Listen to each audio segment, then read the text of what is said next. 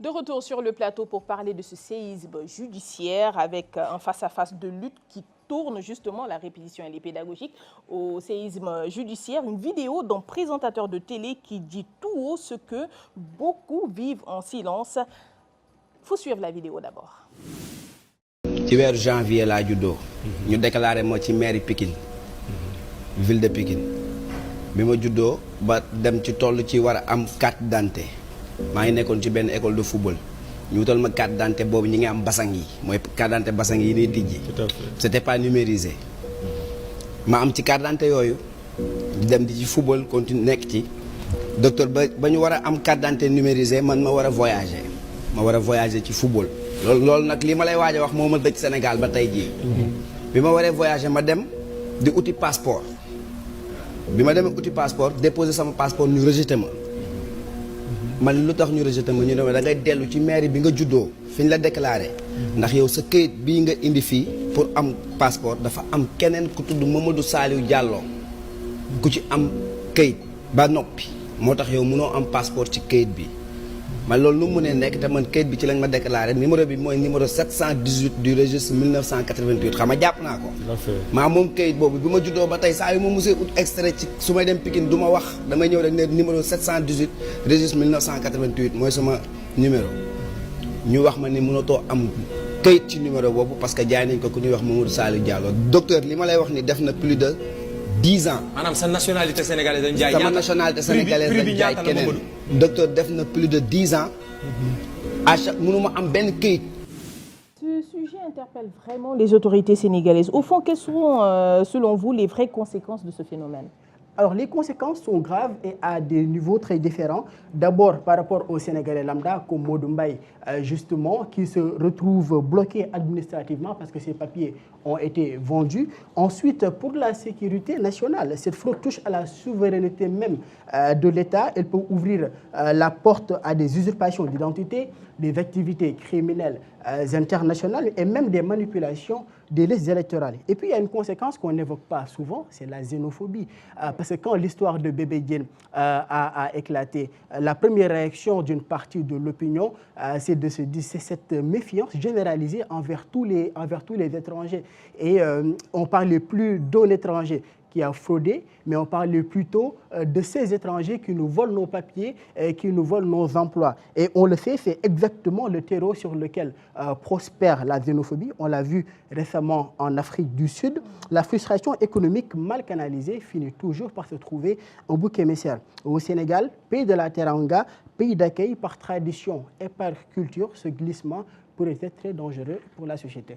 Amener ce glissement à une chose xénophobe, ethnique, ou à réduire ce problème à une communauté, je pense que c'est très très mal réfléchi. En fait, ce problème est d'abord sénégalais.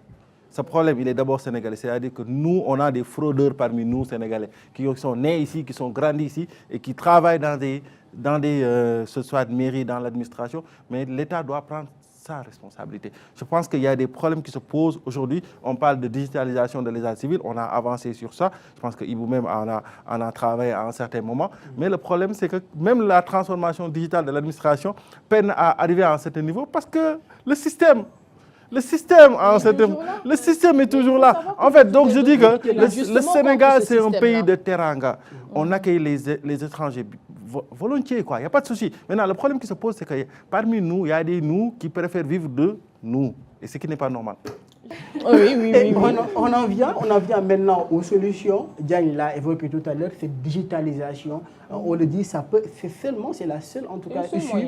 Oui, le seul moyen qu'on peut trouver pour régler ce problème. Et la bonne nouvelle, c'est que le Sénégal commence déjà à faire bouger les lignes. Le gouvernement prévoit à travers le projet NECAL de digitaliser 19 millions d'actes provenant de 596 centres d'état civil à travers tout le pays. Alors, l'idée est simple. Quand tout est numérisé et interconnecté, il est quasiment impossible d'attribuer un numéro d'acte à quelqu'un d'autre alors que le numéro est déjà enregistré. Donc, c'est une étape décisive avec aussi la signature d'un protocole d'interopérabilité entre l'Agence nationale de l'état civil et la direction de l'automatisation des fichiers. L'objectif, c'est de renforcer la sécurité, la fiabilité et l'interconnexion des données d'état civil et d'identité numérique. En clair, toutes les bases de données de l'État qui parlent enfin le même langage. Et pour terminer, Amina, l'affaire Bébé Diène a visiblement accéléré les choses. Cette semaine, en Conseil des ministres, le président de la République a demandé à son ministre en charge des collectivités territoriales de lui présenter d'ici la fin du mois de juin 2026 un plan d'urgence complet pour garantir une conservation ultra sécurisée de nos registres. Aussi, d'ici août 2026, de grandes concertations, seront organisées pour repenser la gouvernance de l'état civil au Sénégal. C'était ce qu'on avait à dire par rapport à ces fraudes sur l'identité. D'ici 2027, au Sénégal, il faut construire un palais des concertations. Il y en a beaucoup. Ben, ça commence à faire beaucoup. Hein. Parce qu'en réalité, l'état civil n'est pas juste l'acte de naissance. C'est vrai. Il y a l'acte de décès, il y a autre chose. Il y a à peu près, dans les estimations qu'on connaît, entre 200 à 300 millions d'actes. Là, on parle de 19 millions. C'est le début d'un échec. Il me semble qu'il faut comprendre une chose. Ce qui naît aujourd'hui pour le futur, ça, on sait faire. On sera digitalisé. Mais ceux qui sont sénégalais depuis 1922 ou 1916, il est quasi impossible. Ceux qui sont nés à Gorée, ceux qui sont nés à Rufisque, ceux qui sont nés à Dakar, dans certaines zones, et en fait à Saint-Louis, il est quasi impossible. Moi, je pense qu'il faudrait qu'un instant que l'État se dise qui sont les acteurs qui sont en charge de ces activités. Ce sont des politiciens. Le politicien n'a pas vocation pour porter ces choses. Il faudrait qu'on prenne des technocrates et qu'on déleste totalement de l'État. Et surtout au niveau des mairies. Le foncier, c'est la mairie. L'éducation, c'est la mairie. L'état civil, c'est la mairie. Ils n'ont pas les compétences.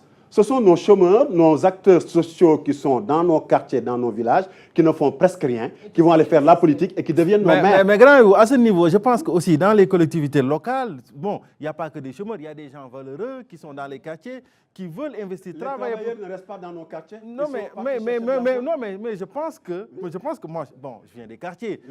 Chaque jour, je vois des gens valeureux qui s'investissent dans l'action des quartiers et forcément qui veulent s'investir dans le développement. Ce sont nos cas sociaux qui sont devenus nos maires. Non, ce n'est pas des cas sociaux forcément. Il y a des personnes valeureuses qui veulent faire changer des choses. Celui que tu donnes 2000 francs là, qui paye la taille, c'est lui-même qui est responsable. Non, mais honnêtement, je vois des personnes.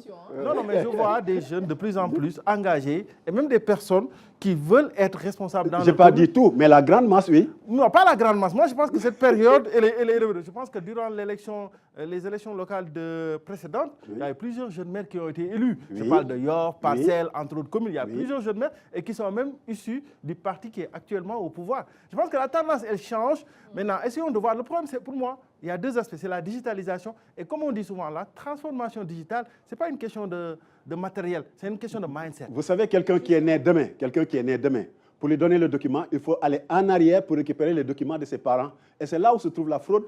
Donc, toutes les conséquences deviennent des fraudes. Mais anyway, c'est une question de